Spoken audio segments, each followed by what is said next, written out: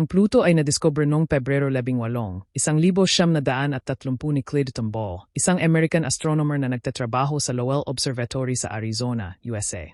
Si Tombaugh ang unang nakakita ng Pluto gamit ang sunod-sunod na photographic plates at blink comparator, isang device na nagpapakita ng paggalaw ng isang bagay laban sa background ng mga bituin. Ngunit hindi nakasama sa bilang ng mga planeta ang Pluto dahil noong 2006, nagpasya ang International Astronomical Union, IU, na baguhin ang opisyal na definition ng salitang planeta. Ayon sa bagong pamantayan, para matawag na planeta, ang isang bagay sa kalawakan ay dapat umikot sa araw, pasok si Pluto. May sapat na masa para maging bilog, pasok pa rin si Pluto. Nalinis ang orbit, ibig sabihin, siya ang nangingibabaw sa kanyang daanan at walang ibang malaking bagay na malapit-lapit sa kanyang orbit, hindi pasado si Pluto. Bakit hindi pasado si Pluto sa #3? Ang Pluto ay nasa Kuiper Belt, isang rehiyon na puno ng iba pang yelong bagay at dwarf planets.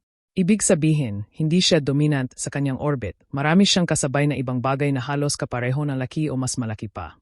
Dahil doon, na-classify siya bilang dwarf planet at hindi nakabilang sa pangunahing listahan ng mga planeta.